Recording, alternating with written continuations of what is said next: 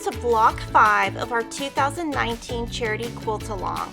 This is called Threadology, and from February to May 2019, we will be releasing 2 blocks for free per month. In June, we're going to be releasing the backing and finishing pattern. We are raising money for Make-A-Wish, so please, on the link below, if you can donate, even if it's just $5, give us a little donation that goes directly to Make-A-Wish. Moda Fabrics will be donating $10,000. Fat Quarter Shop will be raising $10,000, and we're hoping to raise $20,000 from our customers to raise a total of $40,000. So let's get started on this block.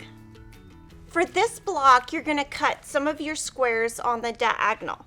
So for fabric A, we're going to cut it on the diagonal twice on all of your fabric A squares. So what I like to do is just make sure your rulers touch your points. When you move your ruler, try not to move your fabric, and then just go the opposite way.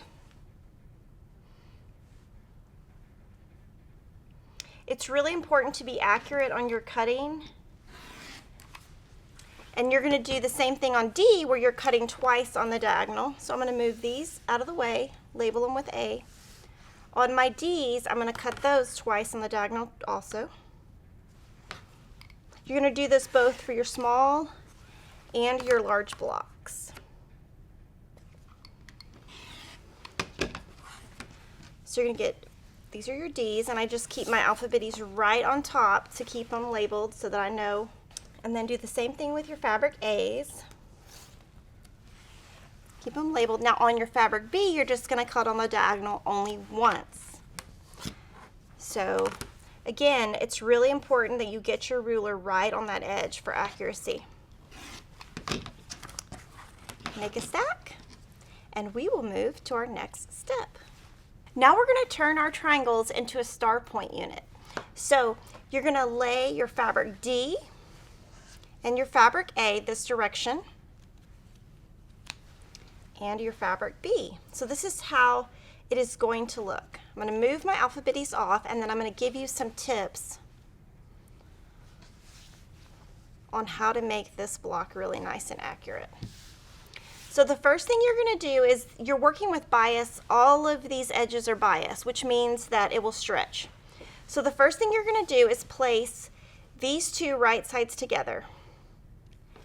I'm going to always pin when I'm working on the bias at the beginning and the end, and when you're going to stitch with a 1/4 inch seam using Aurifil thread, and you're going to want to start at the 90-degree angle. Do not start at the triangle angle.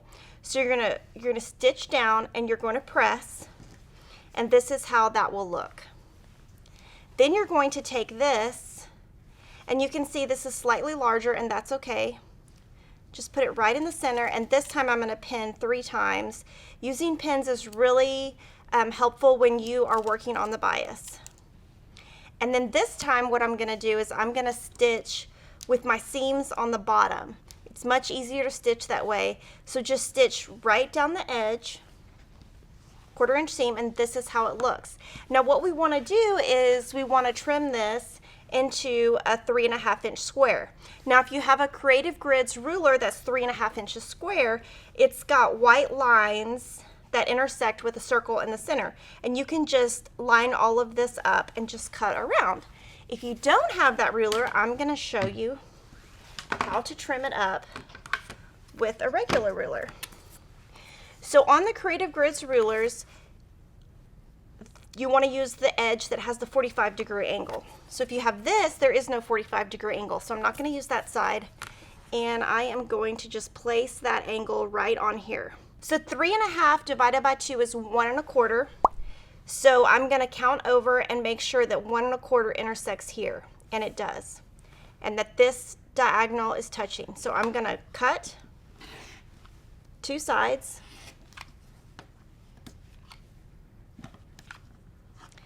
and then I'm going to turn it around and cut at 3.5. So now I'm going to just use the 3.5 inch line. So this is 3.5, 3.5, and my points match perfectly, and you're going to trim it down. And the reason we made this little unit oversized so that you could trim it down and get a perfect unit. And you are going to make 8 of these for each block. The last unit for our block is half square triangles. Take your fabric C and fabric E squares, put them right sides together, and on your lighter fabric, you're going to draw a line from corner to corner, a 1/4 inch away from the center. So just place a 1/4 inch away, and if it helps you, you can start with a line in the center and then just measure a 1/4 inch away. Then what you're going to do is stitch directly on the 2 outer lines and cut on the center and press, and for each block you're going to make 4 half square triangles. Now you're going to lay out your fabric F squares on the corner, your star points around the edge, and your half square triangles in the center. So you want to make sure you've got all white on these star points and the inside. You want to make a square like a little diamond in the center. That's kind of how you can think about it. And when you're working with our patterns, make sure to press according to the arrows so all of your seams nest. So the first thing you're going to do is sew these into little rows, just like this. And if you're using a design board, it will help so that all of these little pieces won't get out of order. So once you've sewn that,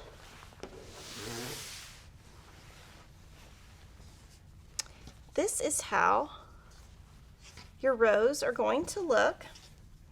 And then what you're going to do is just put these together, pin in each intersection and the beginning and the end, and sew your block together. This is how your large royal star block will look. You're also going to be making 4 smaller. Make sure to donate to Make-A-Wish at the link below and come back in 2 weeks for another free pattern. See you next time.